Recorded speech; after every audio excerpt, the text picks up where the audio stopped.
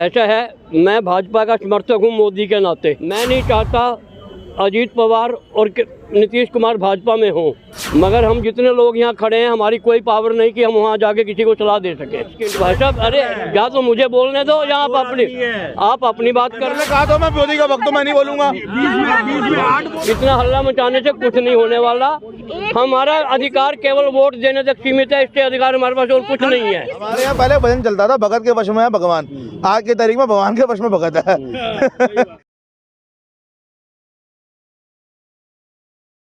अभी जो देश के हालात है उससे आपको देख के क्या लग रहा है? जिस तरीके से बिहार की राजनीति अपने वक्त के हिसाब से, टाइम के हिसाब से हर एक सेकंड में अपना दाव बदल रही है, नीतीश कुमार खासकर। मुझे आपका सवाल नहीं समझ आया।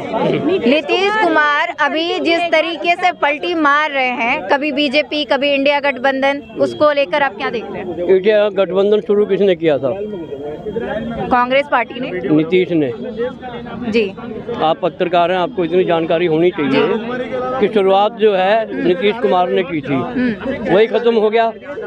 बड़े जोर शोर से गठबंधन बढ़ा के आगे चल रहे थे, सारा धाराशाही हो गया। ममता अलग गई, पंजाब में भगवंत मान अलग गए, बिहार में नीतीश अलग गया, क्या बचा? भगवत मान तो स्टेट जी के तौर पे अलग गए। हाँ जी, क्योंकि कांग्रेस विपक्ष में है, दोनों पक्ष विपक्ष। एक सेकंड, अलायंस जो हो रहा था लोकसभा चुनाव के लिए हो रहा था, विधानसभा के लिए कांग्रेस ने पहले ही 3-5 राज्यों में मना कर दिया था कि विधानसभा के लिए नहीं है।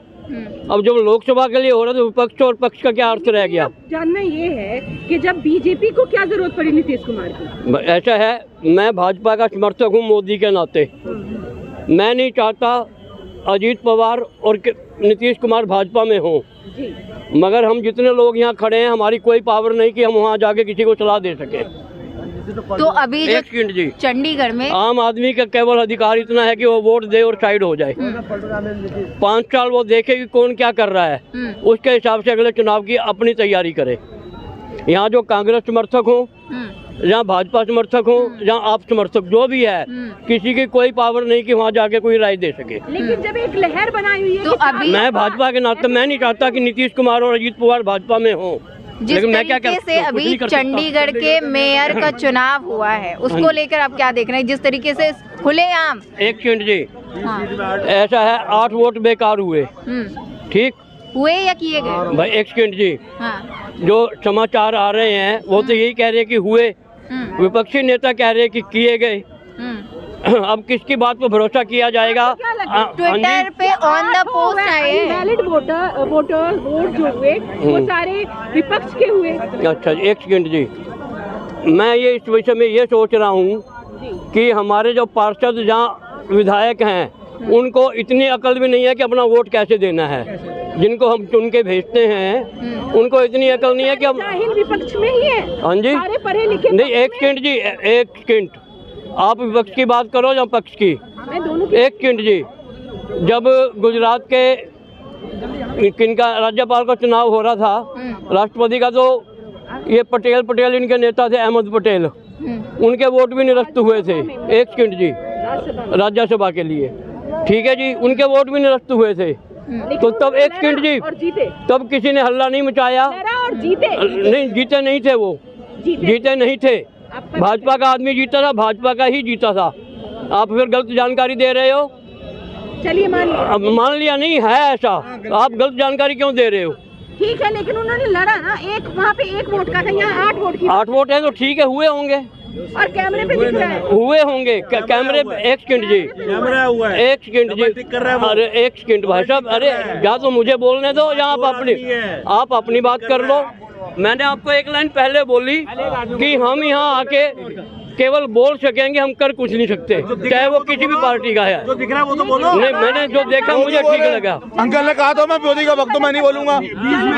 8 वोट वो भी बोलेंगे। एक सेकंड जी, अरे इतना हल्ला मचा रहे हो, इतना हल्ला मचाने से कुछ नहीं होने वाला। हमारा अधिकार केवल वोट देने तक सीमित है, इससे अधिकार हमारे पास और कुछ नहीं है। देखो मैडम, अब चाचा की बात का जवाब मैं देता हूँ। कल हाईकोर्ट, एक पहले हमारे यहाँ पहले भजन होता था, हमारे यहाँ पहले भजन चलता था, भगत के वश में है भगवान, आज की तारीख में भगवान के वश में भगत है।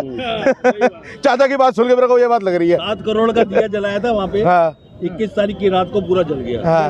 उससे पेड़ भी जल गए। हाँ कहाँ गया 7 करोड़ रुपए? किसका गया? हम लोगों का। अरे भाई एक सेकंड, हम लोगों का गया। एक सेकंड जी, ट्रेजेडियाँ तो ऐसी बहुत होती हैं। कौन सा दिया जलाया था 7 करोड़ का? अरे कौन सा जलाया था भाई? मैं एक हफ्ते से टीवी नहीं देख पाया किसी कारण से, मुझे जानकारी दे दो मुझे। जिन्होंने चंदा दिया था, जहाँ कुछ हो जाए ना वहाँ चाचा देखते नहीं टीवी, उससे अलावा चाचा को जानकारी पूरी होती है। वो उन भक्तों का गया जिन्होंने चंदा दिया था राम मंदिर के टाइम बनने के टाइम में। और राम मंदिर जो बना है ना, वो किसी जनता के पैसे से नहीं बना है, वो उन राम भक्तों के पैसे से बना है जिन्होंने चंदा दिया था। सरकार यहाँ आप गलत हो।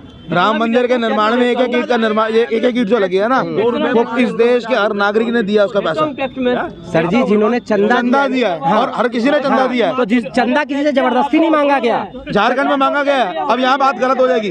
जबरदस्ती मेरे आँख के सामने झारखंड में मांगा गया, जबरदस्ती। बिहार करोड़ में 132 करोड़। और वो बोला मैं ब्राह्मण हूँ, तो मैं और लगा था मैं पंडित हूँ, मैं तुम्हें शराब दे दूंगा, तुम मेरे से जबरदस्ती मांग रहे हो। नहीं, आपको देना ही होगा।